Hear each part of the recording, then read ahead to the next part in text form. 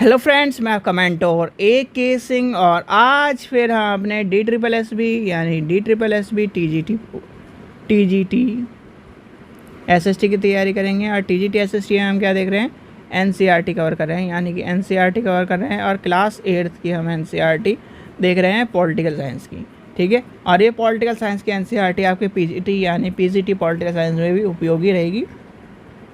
तो जो भी PGT पॉलिटिकल साइंस वाले स्टूडेंट देख रहा है वो भी आप इसको देखिए। पर कहीं ना कहीं एडवांस लेवल में आपको PGT में कहीं ना कहीं चीज़ें कराई जा रही हैं, तो वहाँ पर आपकी कवर हो चुकी हैं। तो आज का चैप्टर क्या है, हमें संसद क्यों चाहिए। भाई हमें संसद क्यों चाहिए, आपको ये पता होना चाहिए कि संसद पहली बात आती है संसद क्या है, यानी कि संसद में क्या चीज़ें आती हैं। चलिए, तो हमें संसद क्यों चाहिए। सबसे पहली बात आती है संसद क्या है, संसद किस तरह से बन के मिली है। देखो, अगर आपसे कभी भी पूछा जाए संसद किस तरह से मिलकर बनी है, तो आपको बताना चाहिए लोकसभा प्लस राज्यसभा प्लस आपके राष्ट्रपति, इन तीनों को मिलके बनती है आपकी संसद, ठीक है। क्योंकि संसद में भाई लोकसभा क्या होता है, लोअर हाउस, और राज्यसभा क्या है, अपर हाउस। अब इन दोनों में यानी कि आपने लोकसभा में कोई प्रस्ताव करा, वो राज्यसभा गया, राज्यसभा से पास हुआ, फिर राष्ट्रपति जी के पास गया, और राष्ट्रपति जी ने जब साइन करा वो तब कानून बना। तो इसलिए कहीं ना कहीं तीनों का इम्पोर्टेंट होता है।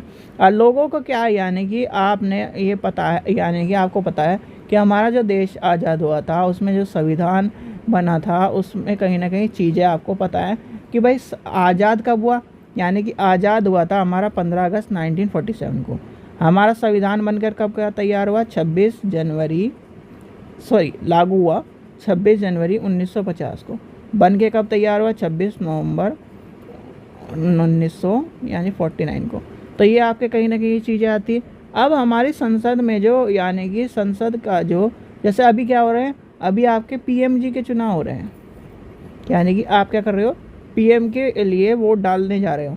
जैसे क्या है, ये हमारे क्या है, एक तरह से ताऊ जी मान के चलिए, ये कहीं ना कहीं एक तरह से क्या है, ये वोट देख रहे हैं, या फिर एक तरह से वोटिंग का बैलेट पेपर का, या फिर एक तरह से बैलेट पेपर क्या होता था, पहले बैलेट पेपर होता था, फिर क्या है आपकी मशीन आई EVM इलेक्ट्रॉनिक वोटिंग मशीन। तो EVM के को देख रहा है कि क्या इसमें क्या हुआ, आपने चुना होगा, यानी कि आज जहाँ पर चुनाव हो चुके वहाँ पर चुनाव आपने वोट डाला होगा, और वोट में कहीं ना कहीं आपने इसका प्रयोग करा होगा।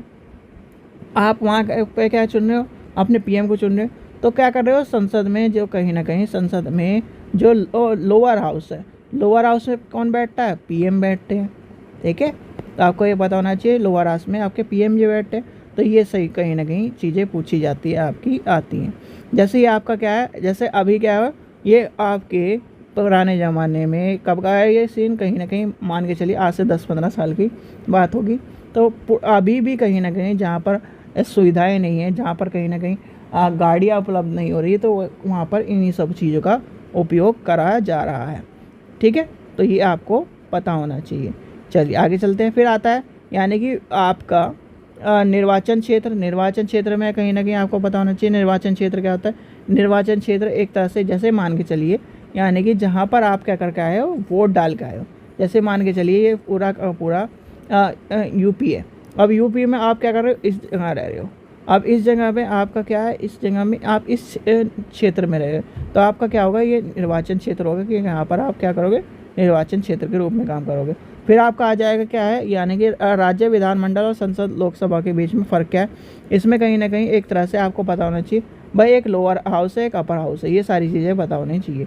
जैसे कि ये आपका है, यहाँ पर ये इंपॉर्टेंट आती है। देखिए, लोकसभा में कुल 545 सदस्य होते हैं, और इसका अध्यक्ष लोकसभा का अध्यक्ष होता है, ठीक है। राज्यसभा में 245 सदस्य होते हैं, जो इसमें देश का उपराष्ट्रपति क्या होता है, आपका सभापति होता है। और ये सबसे चीज़ें आपको पता होनी चाहिए।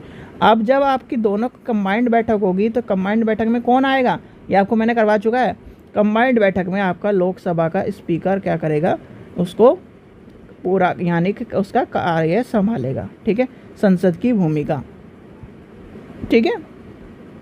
ये आपकी आगे देखते हैं इसमें और क्या इम्पोर्टेंट है। यहाँ राष्ट्रीय यानी राष्ट्रीय सरकार का चुनाव, राष्ट्रीय सरकार का चुनाव आपको पता ही है भाई। आपके भारत के संसद यानी कि संसद के राष्ट्रपति और दोनों सदस्य यानी कि राज्यसभा और लोकसभा के जो चुनाव होते हैं उसके बारे में आपको पता होना चाहिए। देखो, आपका जो राष्ट्रपति जी का चुनाव होता है, राष्ट्रपति का चुनाव कौन लड़ रहा है? आप नहीं लड़ते। जो कहीं ना कहीं जिसे हम यानी कि हमने जिन्हें चुना है वो कहीं ना कहीं चुनकर क्या करते हैं, राष्ट्रपति जी को चुनते हैं। हम किसे चुन रहे हैं? सिर्फ हम चुन रहे हैं पीएम को, सीएम को। किसको चुन रहे हैं? पीएम को, सीएम को चुनते हैं ज़्यादातर।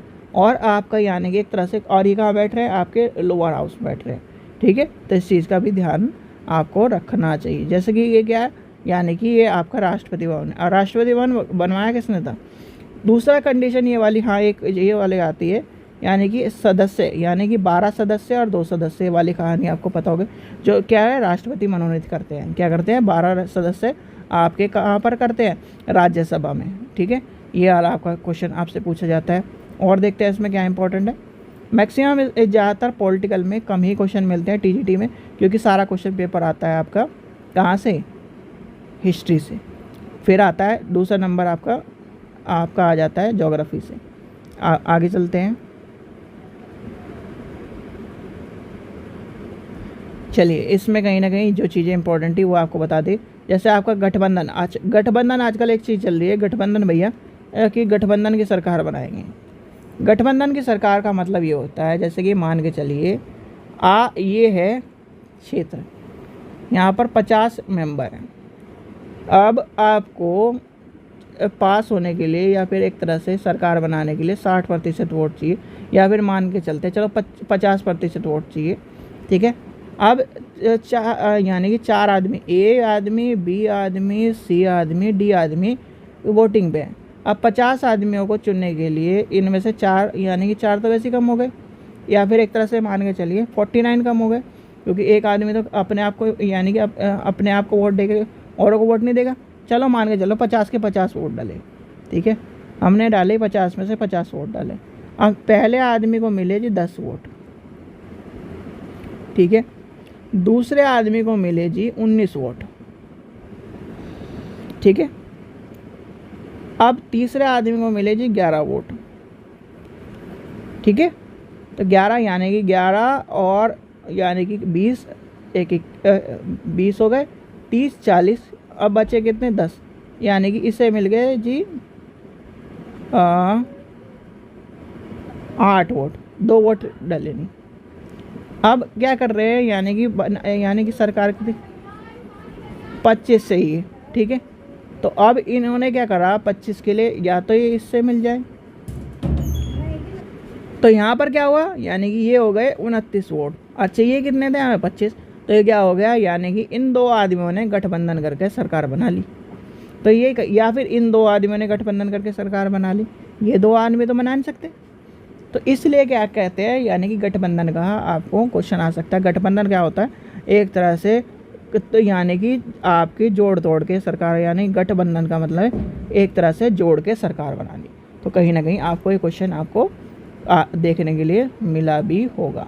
चलिए, आशा करता हूँ आपको वीडियो पसंद आई। वीडियो पसंद आई तो लाइक करें, चैनल को सब्सक्राइब करें, वीडियो को जैसे शेयर करें। Thank you.